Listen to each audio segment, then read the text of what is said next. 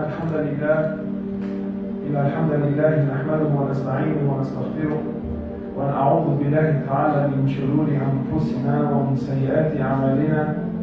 من يهدي الله تعالى فلا مضل له ومن يضلل فلا هادي له، وأشهد أن لا إله إلا الله وحده لا شريك له، وأشهد أن محمدا عبده ورسوله. أما بعد. My dear respected brothers, we start first and foremost by praising Allah Azza wa Jal, the King, the Master, the Sustainer, the Creator of everything that we see and everything that we don't see. Allah subhanahu wa ta'ala is the one who every single living thing relies on Him, and He relies on nobody. This is the greatness of Allah Azza wa Jal. Every single one of us exists because Allah allows us to exist. None of us are walking around now due to our own free will or due to our own abilities. We are here because Allah allows us to be here. We send peace and blessings upon His beloved creation, His best creation, and that is our beloved Prophet Muhammad sallallahu alayhi wa sallam, our teacher, our master. And my brothers, I remind myself and I remind you all to have fear of Allah Azza wa Jal. To have fear of Allah Azza wa Jal. The brothers were asking me to maybe touch on dunya, touch on the topic of dunya. And there's a beautiful story that I always like to narrate. The story is mentioned in Al-Isra'iliyat, and I'm sure if any one of you was to jump on YouTube and put in the 3 loaves of bread, you'll get the story. It's a very, very deep story. It has a lot of meaning to it. And I wanted to share it today because it deals directly with the issue of dunya. And the story has it says that Isa alayhi salatu wasalam, he was traveling with some of his companions. So Isa alayhi salatu wasalam, he was traveling with some of his companions. So they got hungry. So they got together and they collected whatever money they could, and then they appointed one man and said to him, how about you go into the town and whatever you can buy with this money, buy us some food so that we can eat. So this companion, he took the money and he goes into the town, and when he gets into the town, he uses his money and he realizes that all that this money could buy was 3 loaves of bread. Now automatically, and please, when you listen to the story, try to live the story, not just be entertained by it, you know. Put yourself in this man's shoes. So he looks at the 3 loaves of bread and he's starving. He's thinking, man, there's a lot of companions back there and there's only 3 loaves of bread. If I take this back, how much am I really going to eat? So Shaitan whispers to him, gives him, friendly advice. Says, look, how about you eat one? Go back and say that all you could buy was 2. And that's exactly what he did. So he ate one of them, went back to Isa alayhi salatu wasalam, and gave him the 2 loaves of bread. So Isa says to me, who ate the 3rd? The man is baffled. Who ate the 3rd? He's thinking, how did he know? So automatically the first thing he did, and a lot of us tend to do this, was he lied. He says, but there was only 2. He says, I only bought 2. So Isa alayhi salatu wasalam didn't want to argue with the man. They carried on their journey. As they carried on their journey, the companions, they were successful in hunting a deer. So they seen the deer, they hunted it, they cooked, they all sat around and they ate this deer. So then Isa alayhi salatu wasalam, Jesus, by the will of Allah Azza wa Jal, He gives life back to the deer in front of their very eyes. Gives it life. He came back to life. He stood in front of them and ran away. So he leans over to the man and says to him, I'm asking you, why the one that gave life to this deer, who ate that 3rd loaf of bread? The man insists. He says, but there was only 2. He says there was only 2. So he didn't argue with him. They carried on their journey until eventually they got to like a flooded river. They had to cross the river, so they needed to get to the other side, and this river was flooded. So Isa alayhi salatu wasalam, he gathers his companions, they all hold hands, and then by the will of Allah Azza wa Jal, He allows them to walk on the surface of the river, the surface of the water. They walked on the surface of the water and then they got to the other side. The men are amazed, a miracle in front of their very eyes. When they reach the other end, Isa alayhi salatu wasalam, he leans over to the man and he says to him, I'm asking you, by the one that allowed us to walk on the surface of the water, who ate that 3rd loaf of bread? The man says, but there was only 2. He says, there was only 2. I only bought 2. So they carried on. Until eventually they reached the place, they reached the particular destination where they sat down. And Isa alayhi salatu wasalam, with his blessed hands, he had collected some dirt, and he put together 3 piles of dirt. And then by the greatness of Allah Azza wa Jal, by Allah, he turns the dirt into gold and calls the man a job. He says, 1 pile is for you, 1 pile is for me, and the 3rd pile is for the one that ate that 3rd loaf of bread. So the man doesn't waste a minute. He says, I ate the 3rd loaf of bread.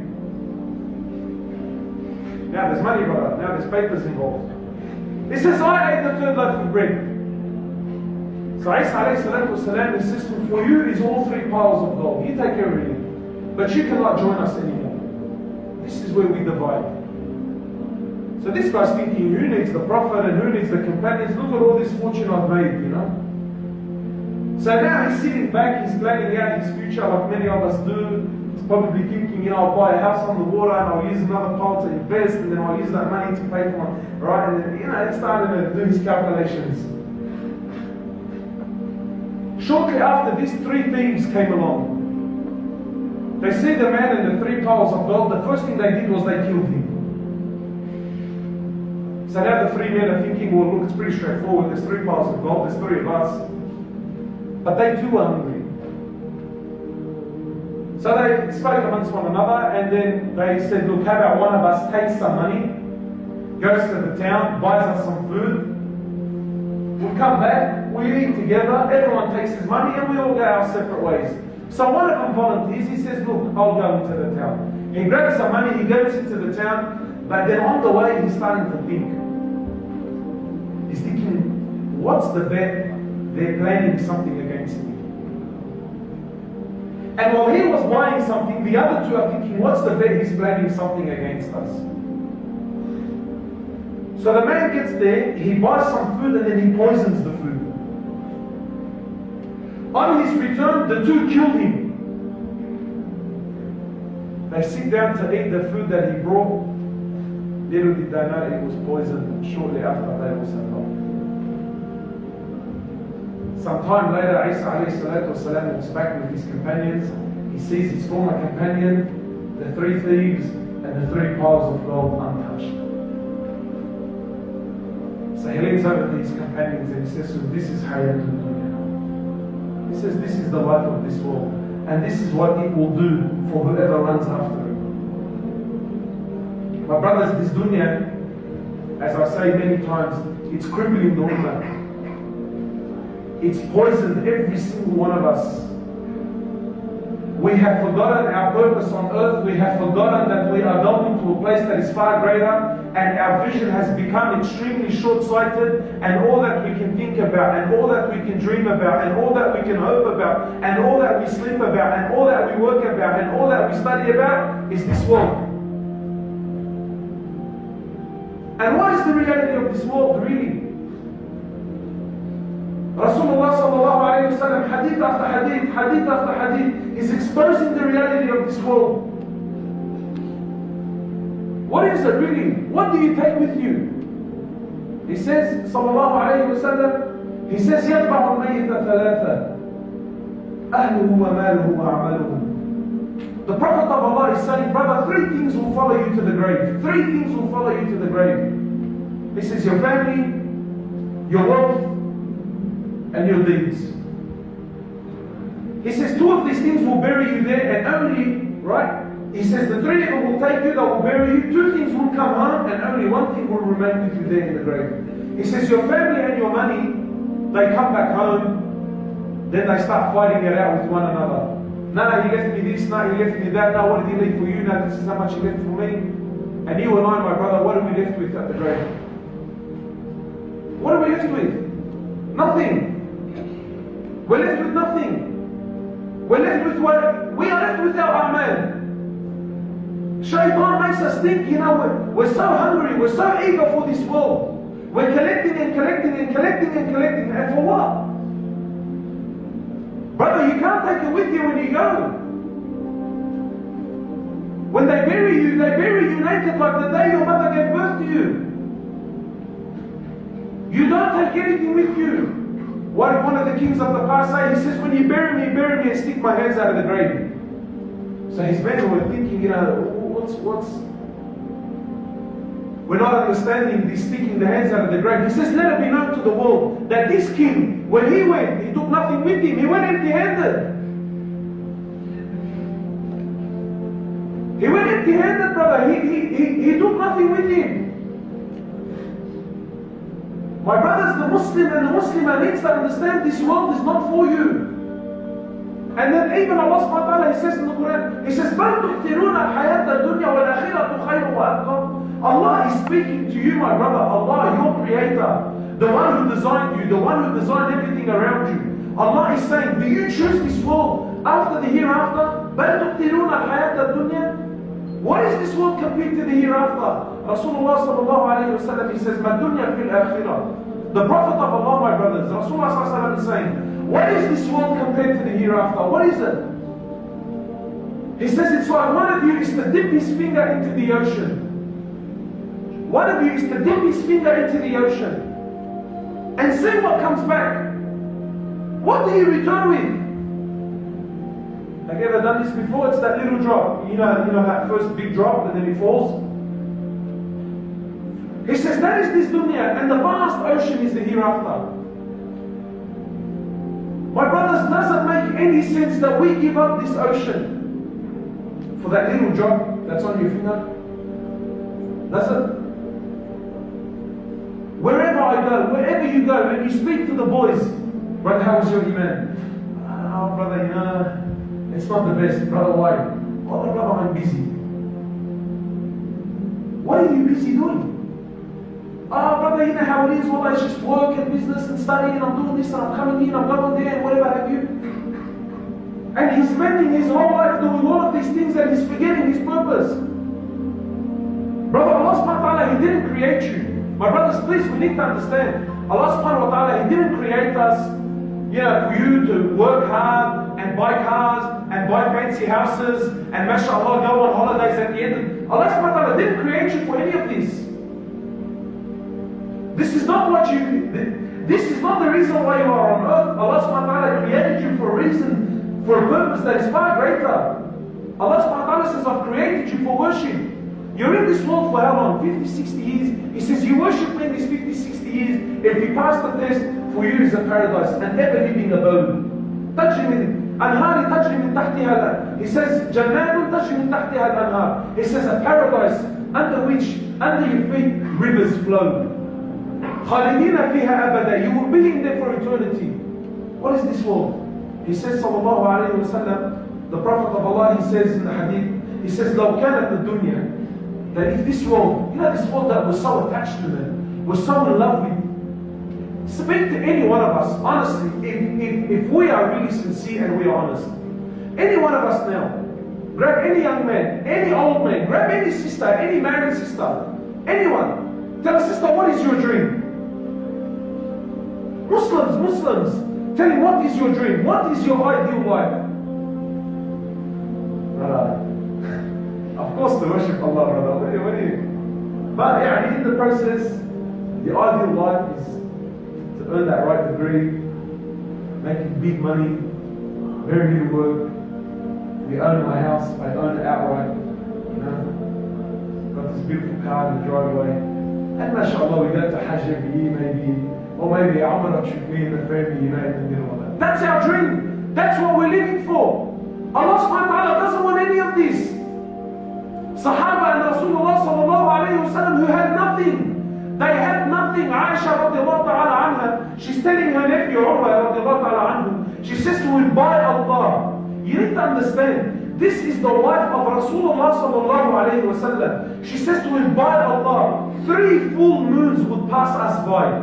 Not one, 3 full moons, 2 full months, 2 full months would pass us by, and not a single flame would be lit in any of the 9 houses of Rasulullah sallallahu alayhi wa sallam. Not a single flame, no boiling, no cooking, of any sort. Of any sort.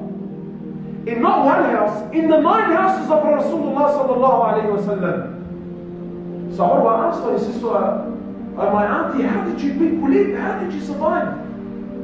She says to him, Al-Aswadan, Al-Tamr wal-Man. She says to him, we lived off water and dates. Except maybe every now and then one of the neighbors of Rasulullah, if he milked his goat, they used to send us some milk. This was the life of not mashallah, our teacher, our sheikh. Rasulullah sallallahu alayhi wa sallam, the greatest creation of Allah. The greatest creation of Allah, and this was the life. Sometimes we think, brother, relax. He lived in Saudi, we live in Australia, the conditions are different. Rasulullah sallallahu alayhi wa sallam in the Sahih Hadith, he says, Allahumma ja'al rizqa ali Muhammadan quta. Rasulullah sallallahu alayhi wa sallam used to make the dua, oh Allah, make the provisions, not only for him. He says, for me and my family, make the rizq of my family the bare minimum. He wasn't concerned about this life, he wasn't concerned. This world is nothing, my brothers. Wallahu al-Azim, it's nothing. It's a deception. It's a dream. Allah subhanahu wa ta'ala, He says in the Quran, He says, وَمَا الْحَيَاةُ الدُّنْيَا إِلَّا مَتَاعُ الْغُرُورِ. Allah subhanahu wa ta'ala says, and what is this world? What is this world? Hassan al-Basri says, he says, this world is but what? One of you went to sleep, seen a nice dream, woke up in the morning, and it was gone. Allah is saying, وَمَا الْحَيَاةُ الدُّنْيَا. What is this world? Except it's a deception, it's a dream. I've been saying to the brothers lately, I don't know about you, but I keep having this recurring dream. Is anyone here who keeps having a recurring dream? Anyone? No? I keep having this recurring dream. It's a silly dream, it's a funny one. But I keep having this dream that I can jump very high.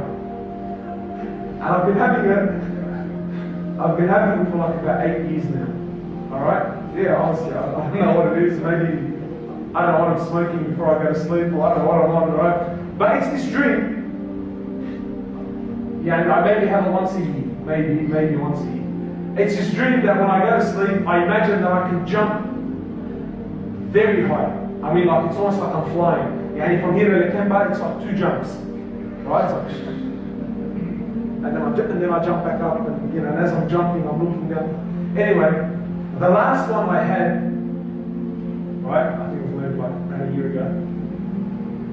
By Allah, Wallah Azim, I'm in the house of Allah. It felt so real.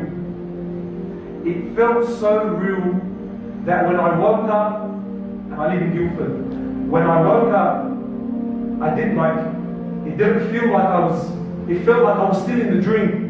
So I woke up out of the bed, and when I got up, I came to jump. And I realized, hang on, I'm actually not going anywhere. I thought, wow, it felt that real. That's how real this dream felt. And honestly, how many of us, and please boys, we're kicking back now, let's be honest. How many of you have really had that dream? Every one of us has had that dream. You know the dream when you're on Vaucluse? MashaAllah, in Double Bay somewhere. You got that, that double triple story house. That beautiful house that's on the water. You got this young wife, 6'2", looks like a Ferrari. You look outside the window and there's this beautiful BMW X5 parked in your driveway. You think, yeah, that's it. And then you wake up in that dream, you wake up and you realize that you're living in your father's granny flat in Auburn.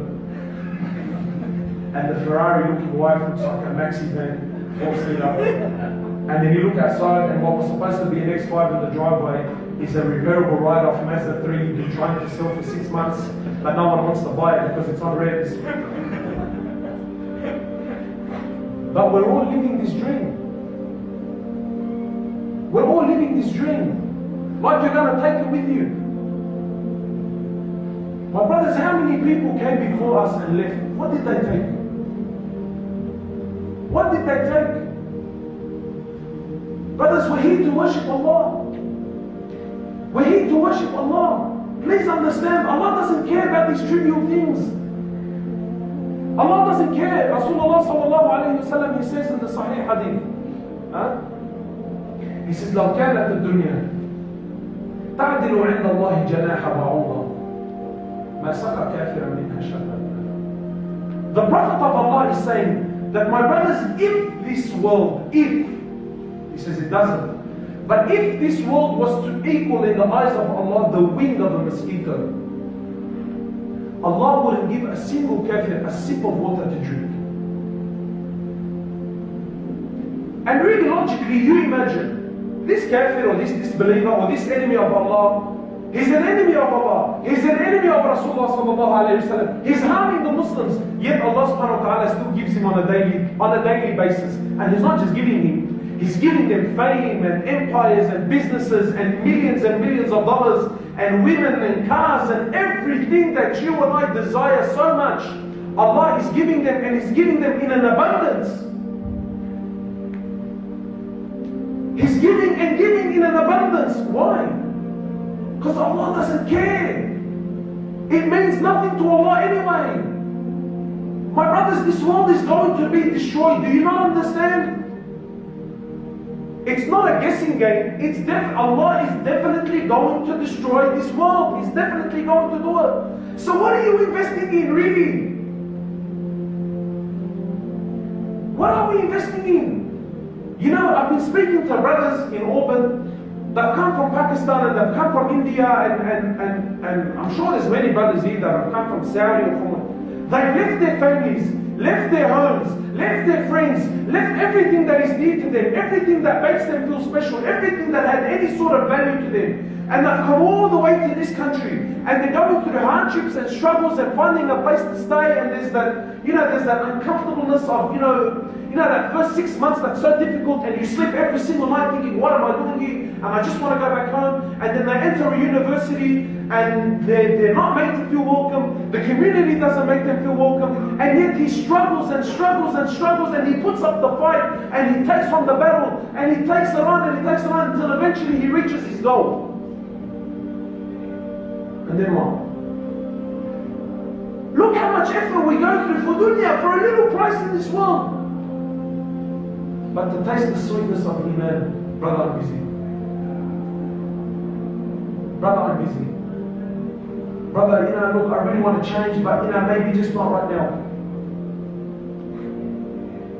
My brothers, please, wallahi, this one of the names of the Day of Judgment, it's called the Day of Regret.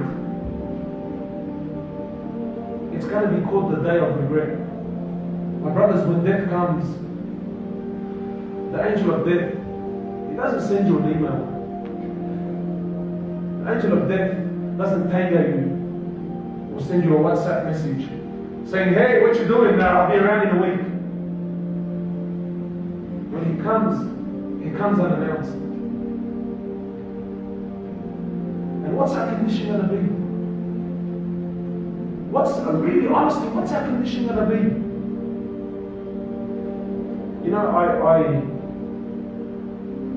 Maybe it's a bit of a confession, right? About 5 minutes. For many years I struggled with this concept of how Allah, He's the ultimate, He's the most forgiving, but Allah is the most just. Right? And I used to struggle with this. It's a bit of a confession, right? And this was something in my heart. I was thinking, how can Allah be the most just, but the most forgiving? And this was something that really battled in my heart for a long time. So then I remember once I was asking around, and I never really got a right answer. And then I remembered I was hearing a talk, and the Shaykh hit it right on the nail. And I thought, Allah, he says, have you ever really wondered and pondered how Allah subhanahu wa ta'ala, when someone worships Him for 50, 60 years, He rewards him with an eternity of paradise. And when someone disobeys Him for 60, 70 years, Allah punishes him for eternity. How is that fair? How is it just that this person who disobeyed you for only 50, 60 years, you're throwing him in hellfire for eternity? Where's the justice in this? I mean, surely you would think that, look, you disobeyed me for 60 years, I'll punish you for 60 years, yeah? Allah, why Why are you throwing the kuffar in hellfire for eternity? Where's the justice in this? So listen to what he says, you know. He says, when Allah subhanahu wa ta'ala takes the life of someone, Allah knows that the condition of the person at death is the condition he was going to be in for eternity anyway.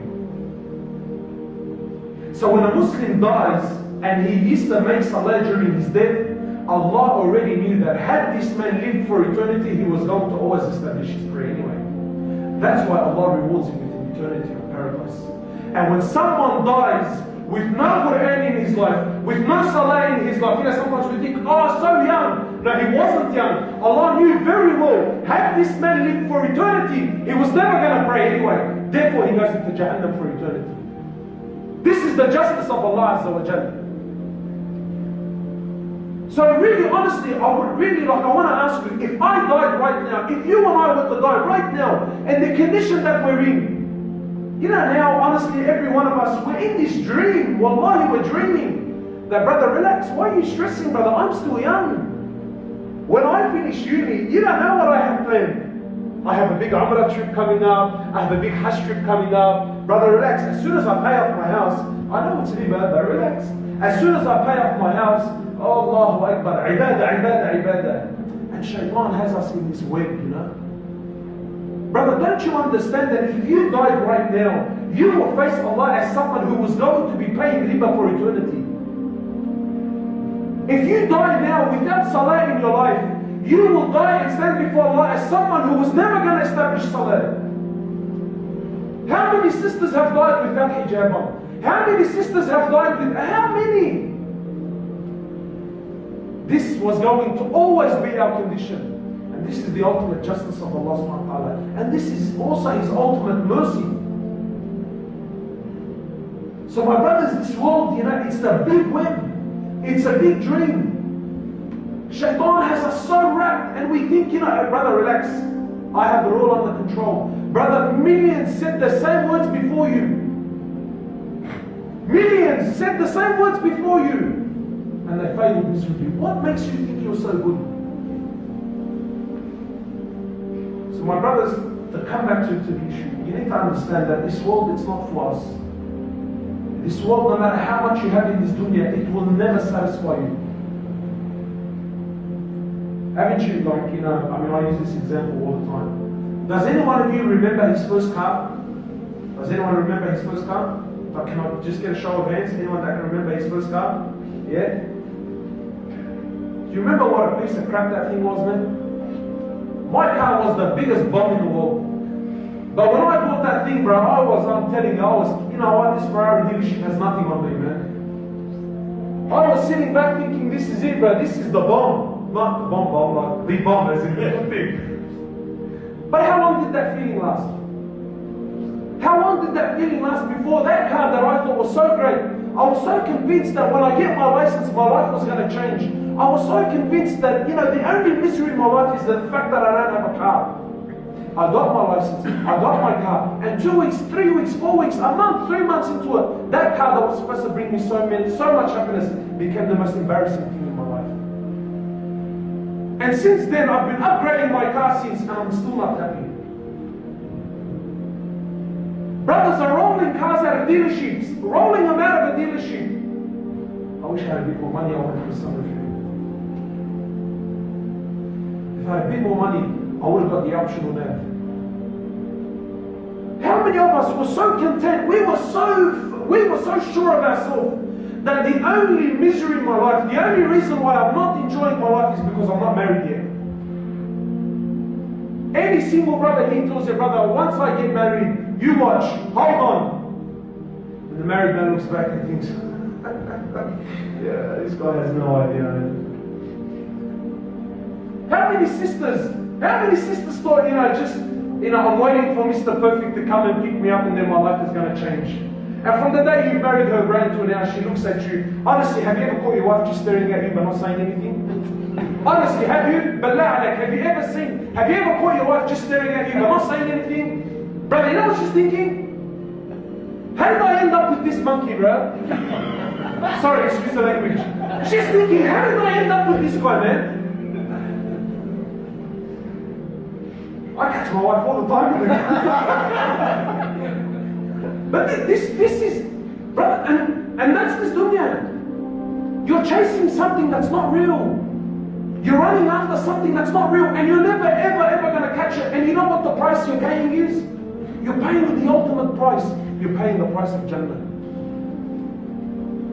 You're paying the price of worshipping Allah, which is why you're here now. Our happiness, you need to understand, brothers, happiness is a creation from Allah. So who gives it? Allah is the only one that can give happiness. Don't ever think Allah is going to hand out happiness to someone that's disobeying Him. Don't ever think this in your life. Don't ever think Allah is going to hand out happiness to someone who's choosing this world over the hereafter. Never. No way.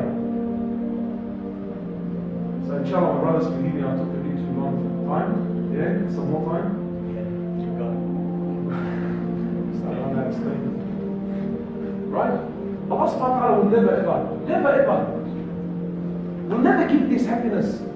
And you know what, my brothers, really, every single one of us right now, you know, Allah subhanahu wa ta'ala says, Ala bi dhikrillah. Allah subhanahu wa ta'ala is saying in the Quran, my brothers, He says, only in the remembrance of Allah, the heart finds rest. You know, I love this verse. Because Allah doesn't say that the heart finds happiness. Because really, the heart can find happiness in many, many different places. You know, people that are now clubbing, they're happy. They're currently happy as he's doing his sin, he's happy. But is his heart at rest? It's not. And the feeling that every single one of you right now has in his heart, you know that feeling that you guys, I always get emotional, right? You feel that, that tranquility, you feel like, you know what? Everything makes sense right now. Everything is clean. This feeling that's in your heart can only come from Allah. I'm telling you, no drug, no money, no house, no car, no holiday, no nothing can ever give you that special feeling you're feeling right now. Why? Because Rasulullah sallallahu alayhi wa sallam says, whenever a group of people come together, exactly like we've done now, to remember Allah subhanahu wa ta'ala, He says, verily 4 things will take place. He says, the angels will come down. Brothers, part of being a believer is believing in the unseen. And right now there are angels that are sitting in this masjid. There are angels that are rubbing their wings in your shoulders with your shoulders now. I don't know if the sister's here, but my sister, if there's a sister here, my sister right now, you know, and I'm not saying this to win your heart, right now, these are the words of Rasulullah. There is an angel that is sitting right next to you, and it's rubbing its wings on your shoulders, and this tranquility that you're feeling, this peace that you're feeling is because you've sat to remember Allah. This is what we live for, man. And then Allah will mention your name, and Allah will boast about you in a gathering that is far greater than this one. What does that mean? It means He will boast about you by name to the likes of Jibreel and Mikael and to the angels that are around you. And then by the time the gathering finishes and we all stand up, Allah subhanahu wa ta'ala says, I will forgive every single one of them their sins. And I love this part of the hadith. So an angel comes to Allah. He says, Ya Allah, but there's a person that's sitting in the gathering, and there's always this person here, always. He says, Ya Allah, there's someone that's sitting in the gathering, he doesn't want to be there. You know how there's always one of us who got stuck with the brother, he said, look, we're only going to pray one of them come back. You think, Ya Allah, when is this bloke going to shut up so we can all go home, bro? There's always that person, right, who just got caught up. Brother, I don't want to be here, but the guy won't finish and all to go home, right? So the angel, this isn't the hadith. So the angel says to Allah, says, Ya Allah, but there's someone, he's there, but he doesn't want to be there. Allah says, I forgive him also.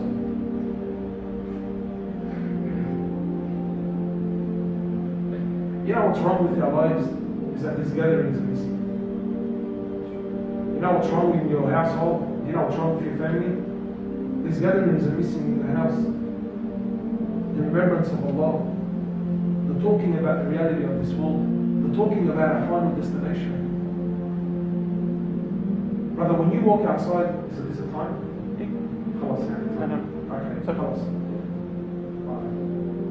Brothers, when we walk outside, and many of you, mashallah, I've said before, many taxi drivers, students, whatever you are, I mean, I'm a tradesman, right?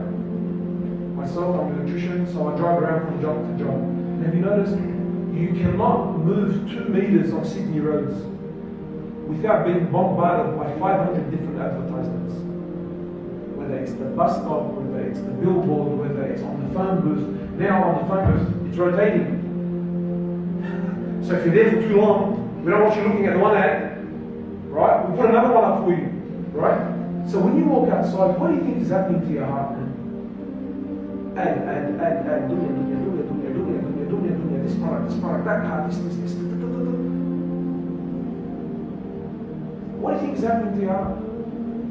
Turn on the TV for 5 minutes. Turn on the TV for 5 minutes. What do you think happens to you? Turn on the radio. So all of this bombardment of dunya. Naturally, you're going to be affected by it. Don't be fooled by the bead and abaya. You know, if I walk across the road now and I start looking at those cars that's in that dealership, you'll have to wipe my saliva off the window. Yeah, because I'm a young guy, bro. What's wrong? I mean, I grew up always watching this stuff and my heart loves it. So what's the medicine? Is these environments. When you surround yourself in these environments and you put yourself in this environment and you start listening, your heart starts to get affected. So don't think now that, mashallah, we sat for a half an hour talk, everything's A-okay. No, it's not A-okay. Everything 90% of what just happened now is going to be destroyed as soon as we walk out to eat something. Watch, you watch. Start having a laugh, this, there, we go. It's gone. 90% of it is gone. The other 10%, you won't leave bottom your own. You won't leave bottom your own until it's gone, it's destroyed. So my brothers, we have to surround ourselves in these beautiful gatherings, inshallah. So inshallah, we already, inshallah, to start making this Friday thing a constant thing. Make this a part of your life, man. Make this a regular part of your life. Trust me, when you give this up, you're the one who's losing. No one else. These brothers, mashallah, may Allah subhanahu wa ta'ala rewarded. We go through all of this effort, to get all this thing happening, and get the food and call the cleaner. All of this effort, right? It's for you. It's for us to benefit, inshallah. So we ask Allah subhanahu wa ta'ala to make this question around. So, inshallah, subhanahu wa bihamdik, nashhadu an la ilaha illa anta, nastaghfiruka wa natubu ilayk, jazakallahu khairan wa Allah subhanahu wa ta'ala reward you. Brothers saying any questions? Look, I mean, I'm happy to take questions, but no further questions. Yeah. So questions, but no further, because I'm not a sheikh. So if it's just a general advice thing, I'm happy to. Inshallah. Class?